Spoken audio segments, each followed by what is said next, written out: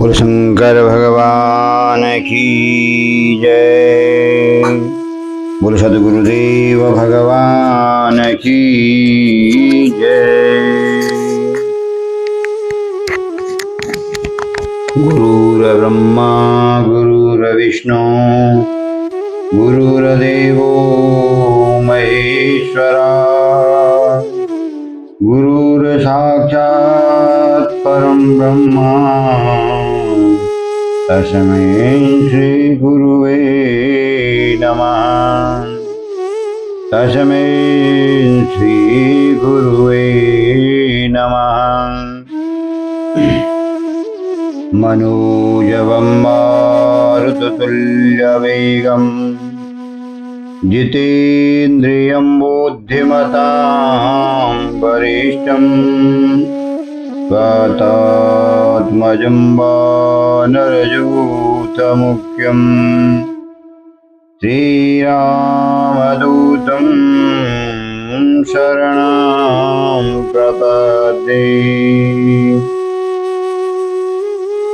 श्रीरामदूतं शरणं प्रपद्ये। गङ्गातरङ्गरमणीयजटाकलापं गौरीनिरन्तरविभूषितवामभागम् नारायणप्रियमदङ्गमदापारं वाराणसीं पुरपतिं भज विश्वनाथं।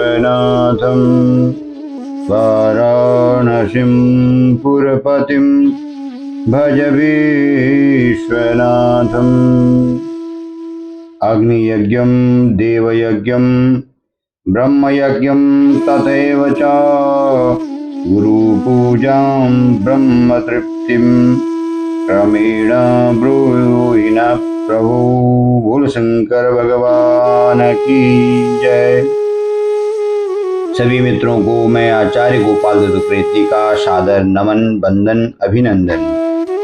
मित्रों, आज बात करते हैं, हम नवम दिन की कथा में प्रवेश करने जा रहे हैं। तो नवम दिन में हम जो है विद्वेश्वर संहिता के चतुर्दश अध्याय 14वें अध्याय में प्रवेश कर रहे हैं। इसमें अग्नि यज्ञ, देव यज्ञ, ब्रह्म यज्ञ आदि का वर्णन है। भगवान शिव के द्वारा 7 वारों का निर्माण तथा उनमें देवाराधन से विभिन्न प्रकार के फलों की प्राप्ति का कथन है। उस बारे में आज आपको अवगत कराते हैं। सभी मित्रों से यही वंदना है कि प्रेम पूर्वक सुने, भगवान शंकर की कृपा पात्र बन करके सुने। तो शुरू करते हैं। ऋषि बोले, हे प्रभु, अग्नि यज्ञ, देव यज्ञ, ब्रह्म यज्ञ, गुरु पूजा तथा ब्रह्म तृप्ति का क्रमशः हमारे समक्ष वर्णन कीजिए।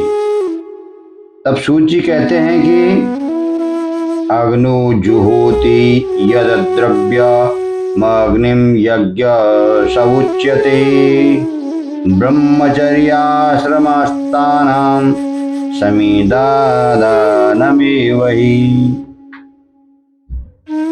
सूत जी बोले कि ऋषियों, ग्रस्त पुरुष अग्नि में सायंकाल और प्रातः काल में चावल आदि द्रव्य की आहुति देता है, उसी को अग्नि यज्ञ कहते हैं। जो वे समिधा के ये अग्नि में हवन करे। हे ब्राह्मणों, ब्रह्मचर्य आश्रम में निवास करने वाले द्विजों का जब तक विवाह न हो जाए और वे उपासाग्नि की प्रतिष्ठा न कर ले, तब तक उनके लिए अग्नि में समिधा की आहुति, व्रत आदि का पालन तथा विशेष यजन आदि ही कर्तव्य है। यही उनके लिए अग्नि यज्ञ है। हे द्विजों, जिन्होंने ब्रह्म अग्नि को विसर्जित करके अपनी आत्मा में ही अग्नि का आरोप कर लिया है, ऐसे वानप्रस्थी और सन्यासियों के लिए यही हवन या अग्नि यज्ञ है। वो बेहद समय पर हितकर परिमित और पवित्र अन्न का भोजन कर लें और जो औपासक अग्नि के ग्रहण करने के तथा कुंड अथवा भाण में सुरक्षित कर ले जाए वह उसे अशस्त्र कहा गया है। राज विपल्व या दुर्वेश्य से अग्नि का त्याग भय उपस्थित हो जाने पर जब अग्नि को स्वयं आत्मा में अथवा अरणि में स्थापित कर लिया जाता है तब उसे समारोपित कहते हैं।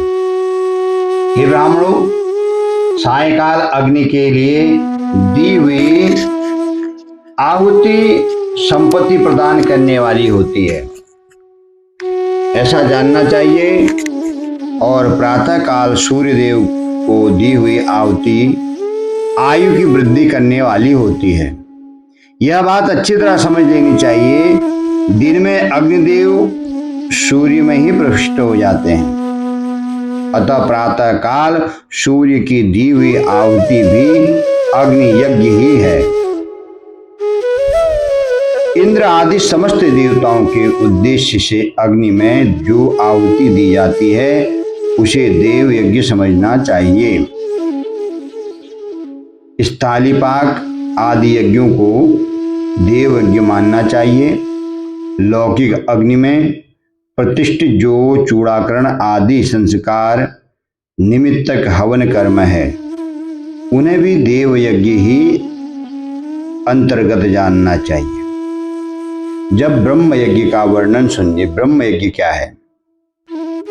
ब्रह्म यज्ञम द्विजा कुर्यात् देवानां तृप्तिये सत्कृता ब्रह्म यज्ञ इति प्रोक्तो वेदश्चाध्ययनं भवेत्। अब ब्रह्म यज्ञ का वर्णन सुनिए। द्विजों को चाहिए वो देवताओं की तृप्ति के लिए निरंतर ब्रह्म यज्ञ करें। वेदों का जो नित्य अध्ययन होता है उसी को ब्रह्म यज्ञ कहा जाता है।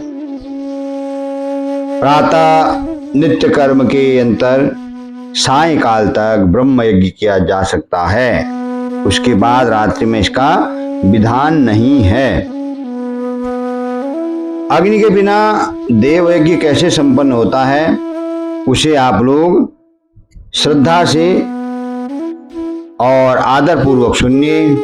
सृष्टि के आरंभ में सर्वज्ञ दयालु और सर्वसमर्थ महादेव जी ने समस्त लोगों के उपकार के लिए बारों की कल्पना की।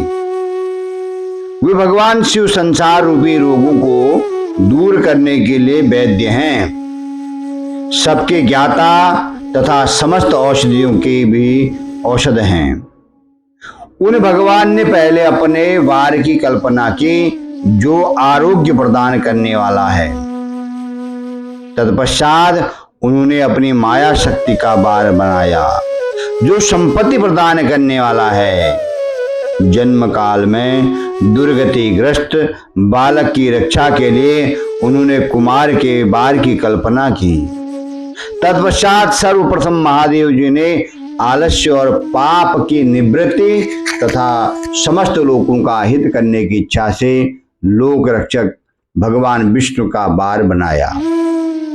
उसके बाद सबके स्वामी भगवान शिव ने पुष्टि और रक्षा के लिए आयुकर्ता तथा त्रिलोक सृष्टा परमेष्ठी ब्रह्मा का आयुष्कारक वार बनाया, जिससे संपूर्ण जगत आयुष्य की सिद्धि हो सके। इसके बाद तीनों लोकों की वृद्धि के लिए पहले पुण्य पाप की रचना की, पश्चात उनके करने वाले लोगों की शुभाशुभ फल देने के लिए भगवान शिव ने इंद्र और यम के वारों का निर्माण किया।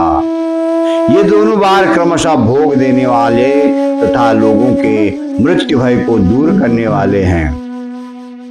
इसके बाद सूर्य आदि 7 ग्रहों को जो अपने ही स्वरूप भूत तथा प्राणियों के लिए सुख दुख के सूचक हैं। भगवान शिव ने उपयुक्त 7 बारों का स्वामी निश्चित किया। पहले तो बार बनाए, फिर बार बनाने के बाद सबके स्वामी भगवान ने निश्चित किए। भगवान शिव ने उपयुक्त 7 बारों का स्वामी निश्चित किया। वे सबके सब ग्रह नक्षत्रों के ज्योतिर्मय मंडल में प्रतिष्ठित हैं। शिव के बार या दिन के स्वामी सूर्य हैं। शक्ति संबंधी वार के स्वामी सोम हैं। कुमार संबंधी दिन के अधिपति मंगल हैं। विष्णुवार के स्वामी बुध हैं। ब्रह्मा जी के वार के अधिपति बृहस्पति हैं। इंद्रवार के स्वामी शुक्र हैं और यमवार के स्वामी शनिश्चर हैं। अपने अपने वार की हुई उन देवताओं की पूजा उनके अपने अपने फलों को देने वाले हैं। अब आरोग्यम संपदाश्चैव व्याधिनाम शांतिरेव च पुष्टिर आयुष तथा भोगो मृतेहार निरर्थका क्रम वार क्रम फलम प्राहुर्देव प्रतिपुरा स्मरण अन्येषामपि देवानां पूजया फलद शिव। सूर्य आरोग्य और चंद्रमा संपत्ति के दाता हैं। मंगल व्याधियों का निवारण करते हैं। बुध पुष्टि देते हैं। बृहस्पति आयु की वृद्धि करते हैं। शुक्र भोग देते हैं और शनिश्चर मृत्यु का निवारण करते हैं। ये 7 बारों के क्रमशः फल बताए गए हैं जो उन देवताओं के प्रीति से प्राप्त होते हैं। अन्य देवताओं की भी पूजा फल देने वाले भगवान शिव ही हैं। देवताओं की प्रसन्नता के लिए पूजा की 5 प्रकार की पद्धति बनाई है गई। उन देवताओं के मंत्रों का जप यह पहला प्रकार है। उनके लिए होम करना, दूसरा दान करना, तीसरा तथा तप करना चौथा प्रकार है। किसी वेदी पर प्रतिमा में अग्नि में तथा अथवा ब्राह्मण के शरीर में आराध्य देवता की भावना करके 16 उपचारों से उनकी पूजा या आराधना करना यह 5वां प्रकार है। जो बारों की पूजा करने के भी प्रकार भगवान भोलेनाथ ने बताए हैं। इनमें पूजा के उत्तरोत्तर आधार श्रेष्ठ हैं।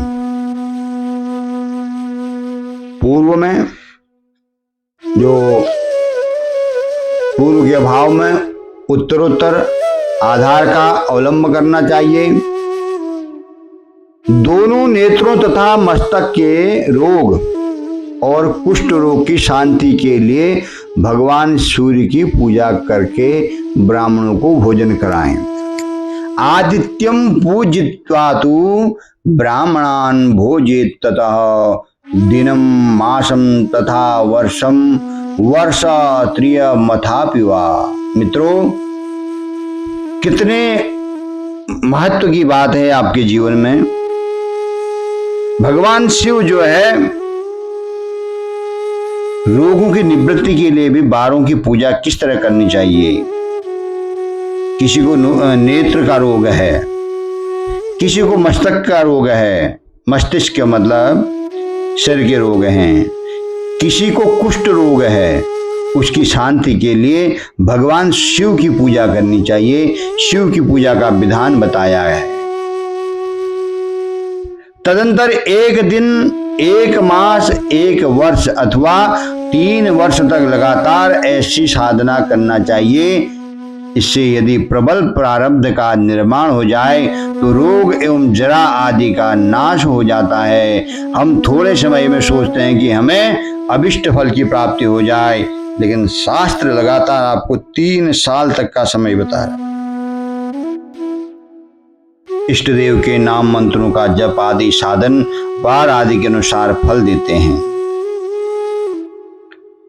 पाप शांतिर विशेषेण आदिवारे निवेदये आदित्यस्यैव देवानां ब्राह्मणानां विशिष्टदम्। रविवार को सूर्य देव के लिए, अन्य देवताओं के लिए तथा ब्राह्मणों के लिए विशिष्ट वस्तु अर्पित करें।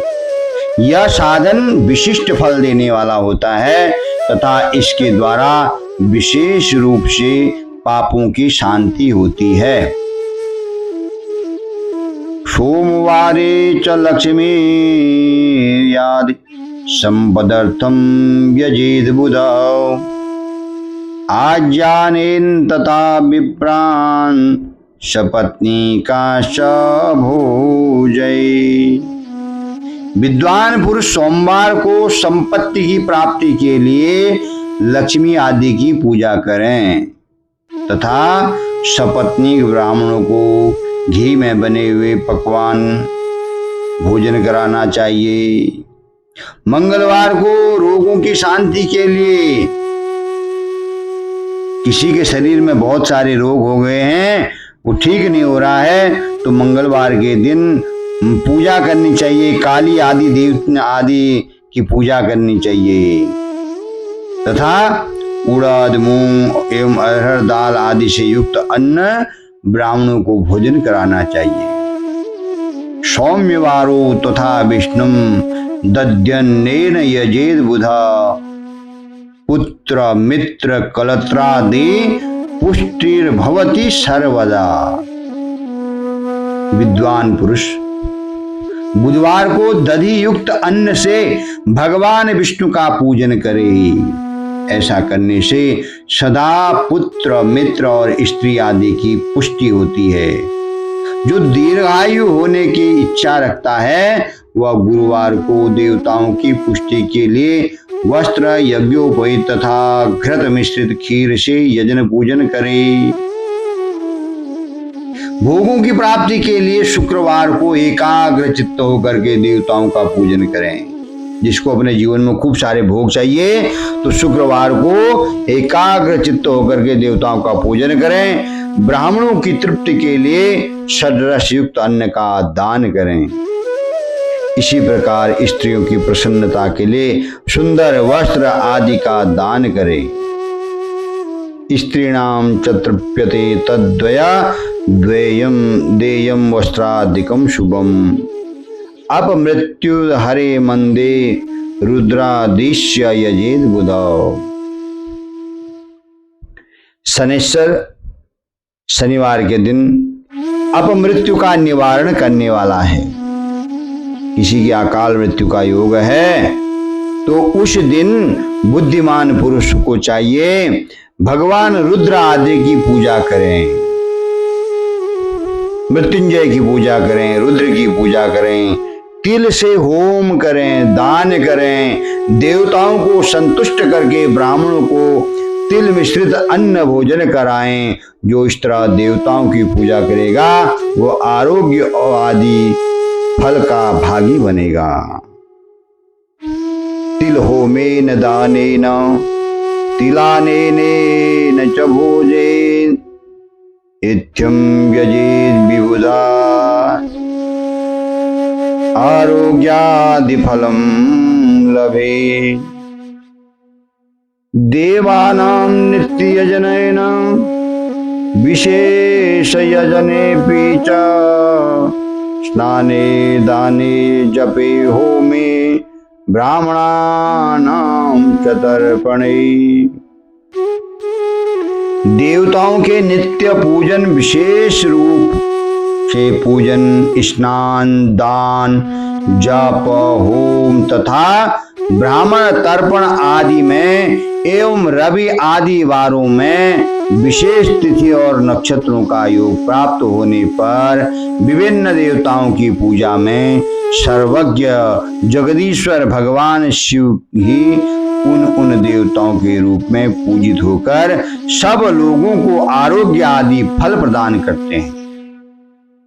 देश काल पात्र द्रव्य श्रद्धा एवं लोगों के अनुसार उनके तारतम्य क्रम का ध्यान रखते हुए महादेव जी आराधना करने वाले लोगों का आरोग्य आदि फल प्रदान करते हैं। शुभादावस्तुभान्ते चा जन्म नक्षत्रे सुग्रही ग्रही आरोग्यादि समृद्ध्यर्थम मादित्यादि ग्रहान्यजे। शुभ मांगलिक कर्म के आरंभ और अशुभ अंत्येष्टि आदि कर्म के अंत में तथा जन्म नक्षत्र के आने पर ग्रस्त पुरुष अपने घर में आरोग्य आदि की समृद्धि के लिए सूर्य आदि ग्रहों का पूजन करे।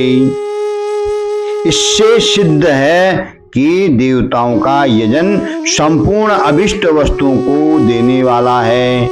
ब्राह्मणों का देव यजन कर्म वैदिक मंत्र के साथ होना चाहिए। यहाँ ब्राह्मण शब्द क्षत्रिय और वैश्य का भी उपलक्षण है। शूद्र आदि दूसरों का देव यज्ञ तांत्रिक विधि से होना चाहिए। शुभ फल की इच्छा रखने वाले मनुष्य को सातों ही दिन अपनी शक्ति के अनुसार सदा देव पूजन करना चाहिए।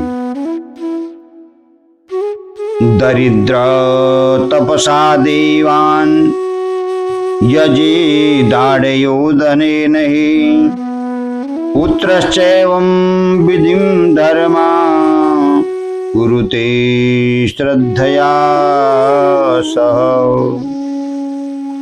पुनश्च भोगान्वित विविधान् भुक्त्वा भूमो प्रजायते छायां जलाशयं ब्रह्म प्रतिष्ठा धर्म संचयम्।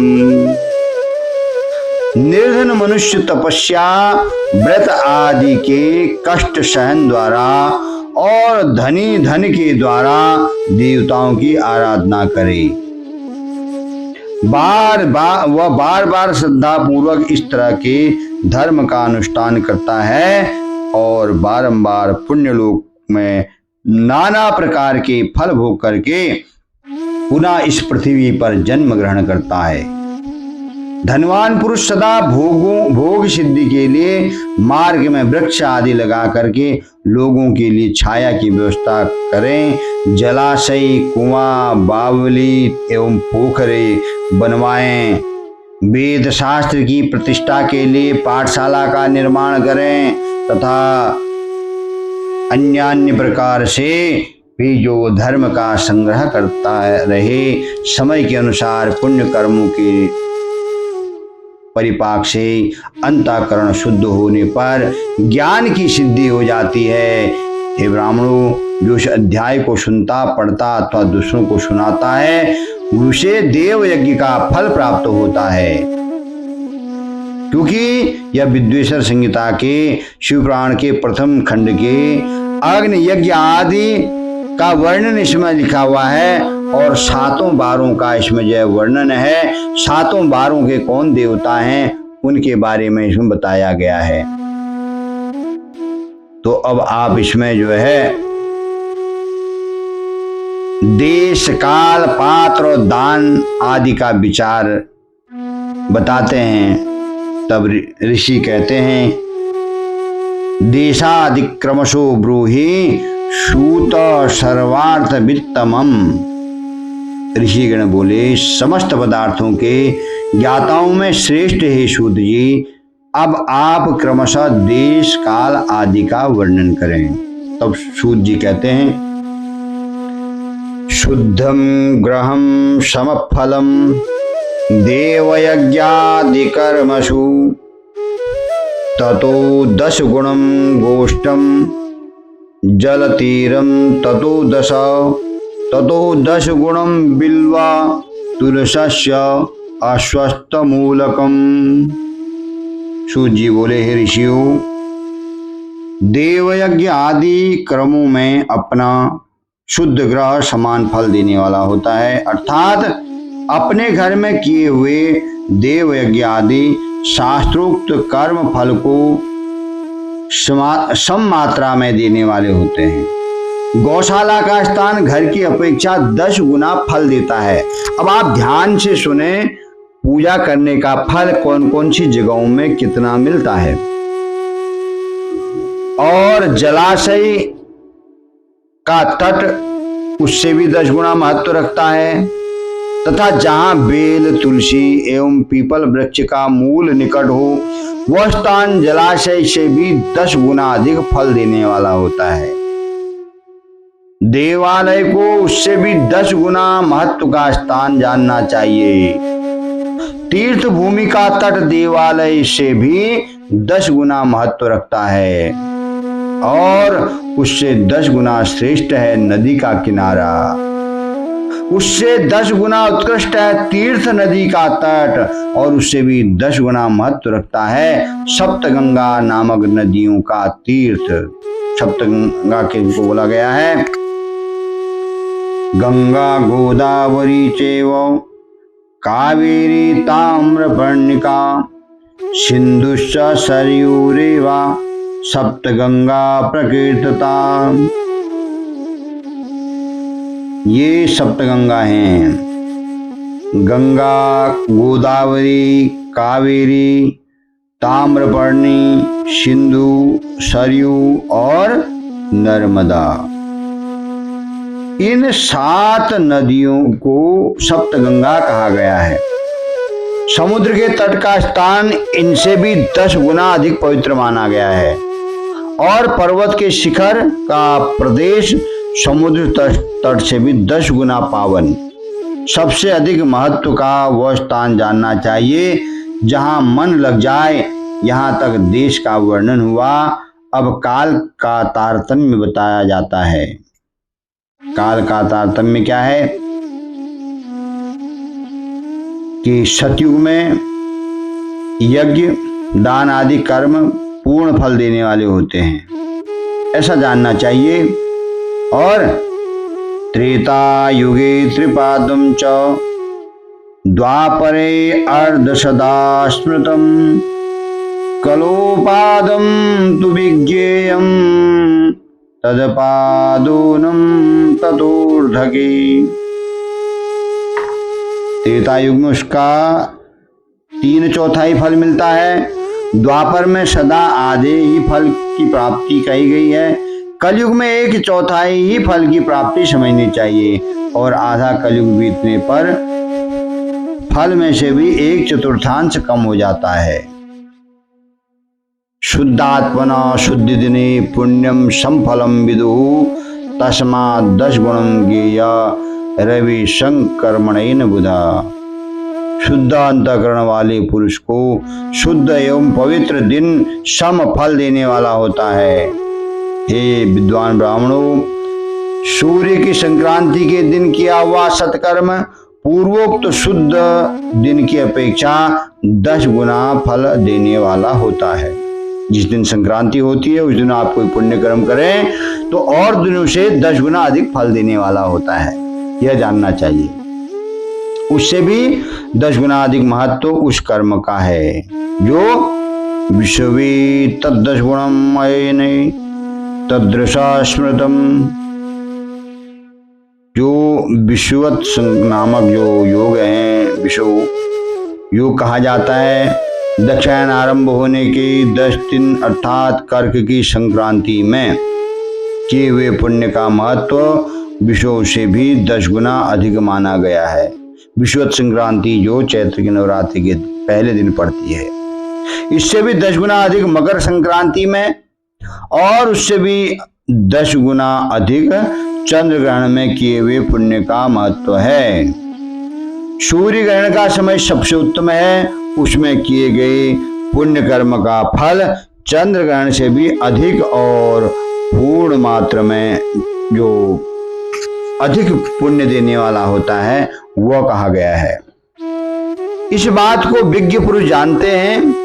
जगत रूपी सूर्य का राहु रूपी विष से संयोग होता है, इसलिए सूर्य ग्रहण का समय रोग प्रदान करने वाला है। अतः उस विष की शांति के लिए उस समय स्नान, दान और जप करना चाहिए। वह काल विश्व की शांति के लिए उपयोगी होने के कारण पुण्यप्रद माना गया है। जन्म नक्षत्रे च वृतान्ते च सूर्य रागोपमं विदु महतां संग कालस्य कोट्यर्कर्क ग्रहं विदु।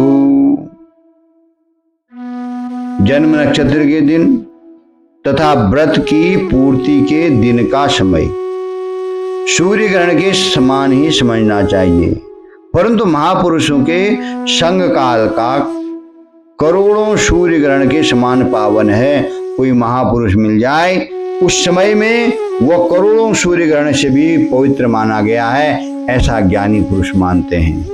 वो ज्ञानी कैसा होना चाहिए?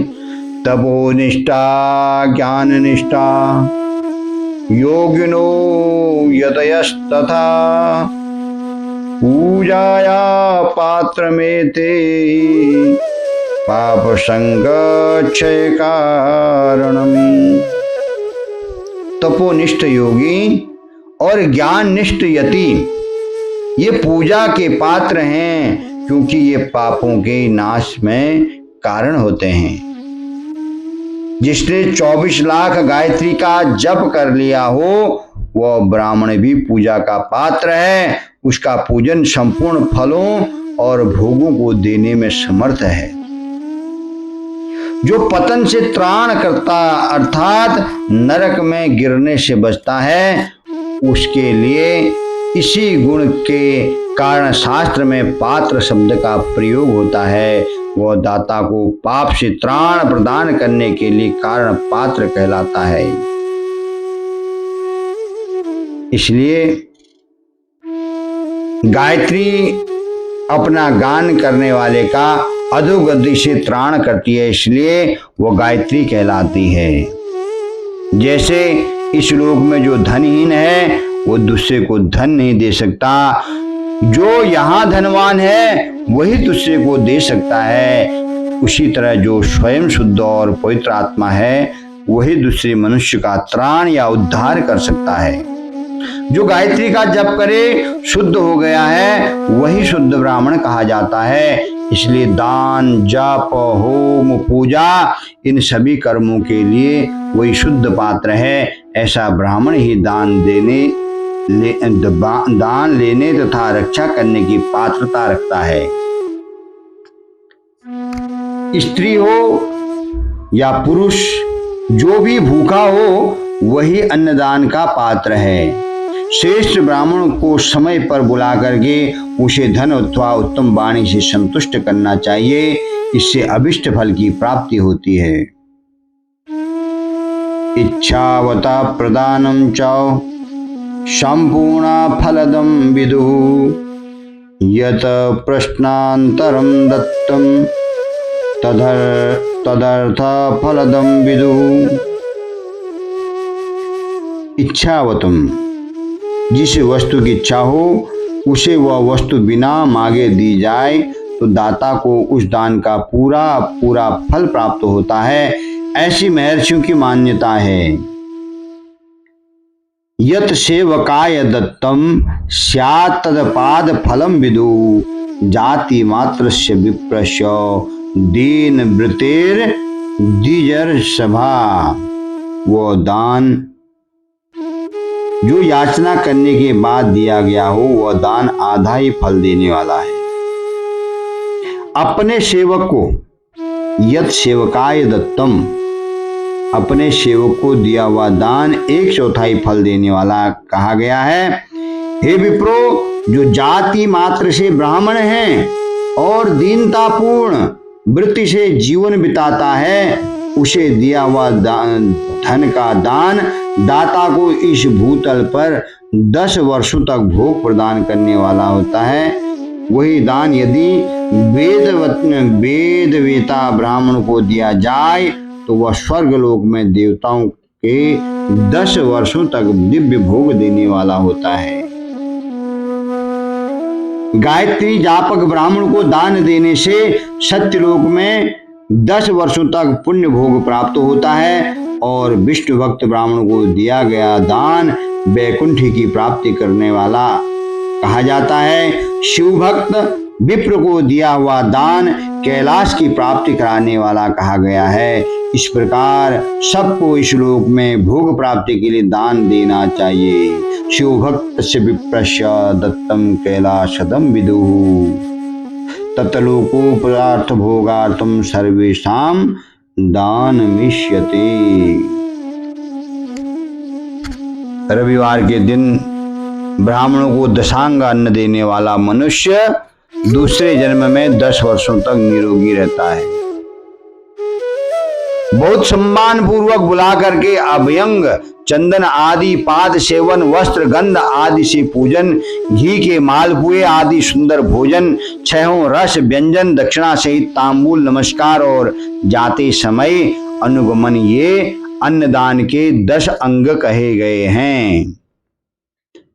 दशांगम मन्ने विप्रेभ्यो दशेभ्यो वे तदन्नरा अर्कवारे तथारोग्यम शतवर्ष समश्नुते।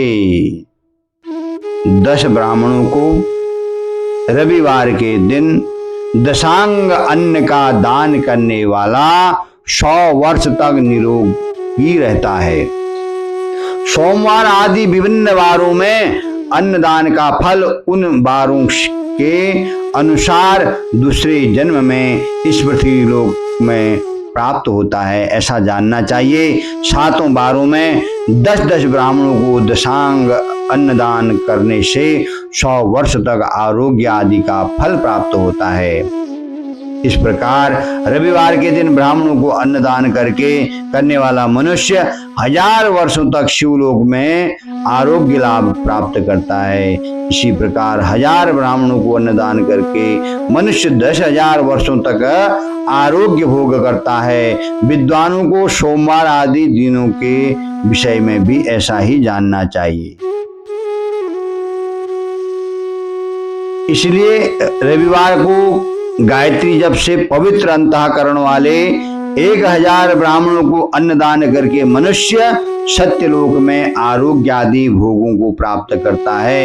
इसी प्रकार 10,000 ब्राह्मणों को दान देने से विष्णु लोक में ऐसी प्राप्ति होती है और 1,00,000 ब्राह्मणों को अन्नदान करने से रुद्रलोक में भोग की प्राप्ति होती है। बालानां ब्रह्म बुद्धिया हि देयं विद्यार्थिर्भिर नरे यूनां च विष्णु बुद्धिया हि पुत्र कामार्थिर्भिर नरे। विद्या की कामना करने वाले बाला नाम मनुष्यों को ब्रह्म बुद्धि से बालकों को दशांग अन्न का दान करना चाहिए। पुत्र की कामना करने वाले लोगों को विष्णु बुद्धि से युवकों को दान करना चाहिए और ज्ञान की प्राप्ति की इच्छा वाले रुद्र बुद्धि से वृद्धजनों को दान देना चाहिए। इसी प्रकार बुद्धि की कामना करने वाले श्रेष्ठ मनुष्यों को सरस्वती बुद्धि से बालिकाओं को दशांग अन्न का दान करना चाहिए। जो बुद्धि चाहता है तो बालिकाओं को सरस्वती बुद्धि से दान करे। सुख भोग की कामना वाले श्रेष्ठ जनों को लक्ष्मी बुद्धि से युवतियों को दान देना चाहिए। आत्मज्ञान की इच्छा वाले लोगों को पार्वती बुद्धि से वृद्धा स्त्रियों को अन्नदान करना चाहिए। लक्ष्मी बुद्धिया युवा स्त्रीषु भोग कामे नरोत्तमे वृद्धासु पार्वती बुद्धिया देहात्मार्थिवीर जने। ब्राह्मण के लिए शील तथा उच्च वृत्ति से लाया हुआ और गुरु दक्षिणा में प्राप्त हुआ अन्न धन शुद्ध द्रव्य कहलाता है। उसका दान दाता को पूर्ण फल देने वाला बताया गया है। शुक्ल प्रतिग्रह दत्तम मध्यमे द्रव्यमुच्यते कृषि वाणिज्य गोपेत मध्यमं द्रव्यमुच्यते क्षत्रियाणां विषं चैव शौर्यवाणिज्यकार्जितम् उत्तमं द्रव्यमित्याहुः शूद्राणां व्रतकार्जितम्। शुक्ल प्रतिग्रह, शुद्ध मतलब शुक्ल, प्रतिग्रह मतलब दान में मिला हुआ द्रव्य मध्यम द्रव्य कहलाता है। और खेती व्यापार आदि से प्राप्त धन अधम द्रव्य कहा जाता है। क्षत्रियों का शौर्य से कमाया हुआ, वैश्यों का व्यापार से कमाया हुआ, शूद्रों का सेवा वृत्ति से प्राप्त किया हुआ धन भी उत्तम द्रव्य कहलाता है। धर्म की इच्छा रखने वाले स्त्रियों को जो धन पिता एवं पति से मिला हुआ हो, उसके लिए वह उत्तम द्रव्य है। गौ आदि 12 वस्तुओं का चैत्र आदि 12 महीनों में क्रमशः दान करना चाहिए अथवा किसी पुण्य काल में एकत्रित करके अपनी अभिष्ट प्राप्ति के लिए इसका दान करना चाहिए। गौ, भूमि, तिल, सुवर्ण, घी, वस्त्र, गुड़, चांदी, नमक, कोहड़ा और कन्या, ये ही वे 12 वस्तुएं हैं। गोदान में दी हुई गाय के उपकार की गोबर से धन धान्य आदि ठोस पदार्थों के आश्रय से टिके पापों का नाश होता है और उसके गोमूत्र के से जल, तेल आदि तरल पदार्थों में रहने वाले पापों का नाश होता है। उसके दूध, दही और घी से कायिक, वाचिक तथा मानसिक तीनों प्रकार के पाप नष्ट हो जाते हैं। उनसे कायिक आदि पुण्य कर्मों की पुष्टि भी होती है। ऐसा बुद्धिमान मनुष्य को जानना चाहिए। भूदानम तो प्रतिष्ठार्थम यह चामुत्रम चद्या तिलदानम बालार्थम ही सदा मृत्युजयम विदुः। हे ब्राह्मणों, भूमि का दान इहलोक और परलोक में प्रतिष्ठा, आश्रय की प्राप्ति करने वाला है। तिल का दान बलवर्धक है, मृत्यु का निवारक कहा जाता है। हिरण्यम जठराग्नेस्तु वृद्धिदम वीर्यदम तथा आज्यम पुष्टिकरम विद्या शस्त्रामायश्यकरम विदुः। सुवर्ण का दान जठराग्नि को बढ़ाने वाला तथा वीर्यदायक है। घी के दान को पुष्टिकारक जानना चाहिए। वस्त्र का दान आयु की वृद्धि करने वाला है। जो ये दानों को देता है वो ध्यान से सुने, किस दान से कौन सा फल उनको प्राप्त होता है, ऐसा जानना चाहिए। धान्य का दान अन्न की समृद्धि में कारण होता है। गुड़ का दान मधुर भोजन की प्राप्ति कराने वाला होता है। चांदी के दान से वीर्य की वृद्धि होती है। लवण का दान सदरस भोजन की प्राप्ति कराता है। सब प्रकार का दान संपूर्ण समृद्धि की सिद्धि के लिए होता है। विज्ञ पुरुष कुष्मांड के दान से पुष्टिदायक होते हैं।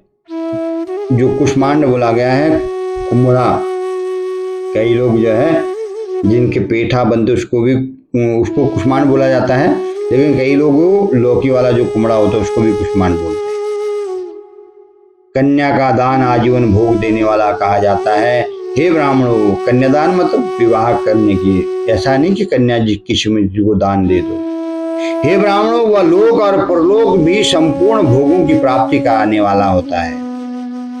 कटहल, आम, कैथ आदि वृक्षों के फल, केला आदि औषधियों के फल तथा जो फल लता एवं गुल्मों से उत्पन्न हुए हो, मुष्ट आवरण युक्त फल जैसे नारियल, बादाम आदि, उड़द, मूंग आदि दालें, शाक, मिर्च, सरसों आदि तेल, मसाले और ऋतु में तैयार होने वाले फल समय समय पर बुद्धिमान व्यक्ति द्वारा दान किए जाने चाहिए। विद्वान पुरुषों को चाहिए कि जिन वस्तुओं से श्रवण आदि इंद्रियों की तृप्ति होती है उनका सदा दान करें। श्रोत्र आदि 10 इंद्रियों के जो शब्द आदि 10 विषय हैं उनका दान किया जाए तो वे भोगों की प्राप्ति कराते हैं तथा दिशा आदि इंद्रिय देवताओं के संतुष्ट करते हैं। वेद और शास्त्रों को गुरुमुख से ग्रहण करके गुरु के उपदेश से अथवा स्वयं ही बोध प्राप्त करने से के पश्चात जो बुद्धि का यह निश्चय होता है कि कर्मों का फल अवश्य मिलता है, इसी को उच्च कोटि की आस्तिकता कहते हैं। भाई, बंधु अथवा राजा के भय से जो आस्तिकता, बुद्धि या श्रद्धा होती है वो कनिष्ठ श्रेणी की आस्तिकता होती है। सर्वा भावे दरिद्रस्तु वाचा वा कर्मणा यजेत, जो सर्वदा दरिद्र है, जिसके पास सभी वस्तुओं का अभाव है, वह वाणी अथवा कर्म शरीर द्वारा यजन करे। मंत्र, स्तोत्र का जप आदि को वाणी द्वारा किया गया यजन समझना चाहिए तथा तीर्थ यात्रा और व्रत आदि को विद्वान पुरुष शारीरिक यजन मानते हैं। जिस किसी भी उपाय से थोड़ा हो या बहुत देवता अर्पण बुद्धि से जो कुछ भी दिया अथवा किया जाए वह दान या सत्कर्म भोगों की प्राप्ति कराने में समर्थ होता है। तपश्चर्या च दानं च कर्तव्यमुभयं सदा, प्रतिश्रेयं प्रतातव्यं स्ववर्णं गुणशोभितं, देवानां तृप्तेत्यर्थं सर्वभोगप्रदं बुधे, यः मुन्द्रोत्तमं जन्म सदा भोगं लभेद बुधा, ईश्वरार्पणं बुद्ध्या हि कृत्वा मोक्षफलं लभेत। तपस्या और दान ये दो कर्म मनुष्य को सदा करने चाहिए तथा ऐसे ग्रह का दान करना चाहिए जो अपने वर्ण, चमक दमक या सफाई और गुण सुख सुविधा से सुशोभित हो। बुद्धिमान पुरुष देवताओं की तृप्ति के लिए जो कुछ देते हैं वह अतिशय मात्रा में और सब प्रकार के भोग प्रदान करने वाला होता है। उस दान से विद्वान पुरुष इहलोक और परलोक में उत्तम जन्म और सदा सुलभ होने वाला भोग पाता है। ईश्वरार्पण बुद्धि से यज्ञ दान आदि कर्म करके मनुष्य मोक्ष फल का भागी होता है। यह इमं पठेद अध्यायं या शृणोति सदा नरः तस्य वे धर्म बुद्धिश्च ज्ञान सिद्धि प्रजायते। जो मनुष्य इस अध्याय का सदा पाठ करता है, श्रवण करता है, उसे धार्मिक बुद्धि प्राप्त होती है तथा उसमें ज्ञान का उदय होता है। या सूत जी कह रहे हैं, इसलिए बंधु आप श्रवण कर रहे हैं तो इस अध्याय को, इन पाठों को आप श्रवण कर रहे हैं तो आपको भी भगवान की कृपा से धार्मिक बुद्धि प्राप्त होती है। इस प्रकार विद्वेश्वर संहिता में देश काल पात्र आदि का हमें किस प्रकार से विचार किया गया है वह बताया। अब आगे के अध्याय में भगवान के मृतिका आदि निर्मित देव प्रतिमाओं की पूजना की विधि इत्यादि नैवेद्य के विचार के बारे में बताएंगे। तो इसमें अभी आप इसको श्रवण करें और श्रवण के साथ में जो है मनन करें, मनन के साथ में जो है इसको शेयर करें, लाइक करें, सब्सक्राइब करें। सबको जय जय शंकर की।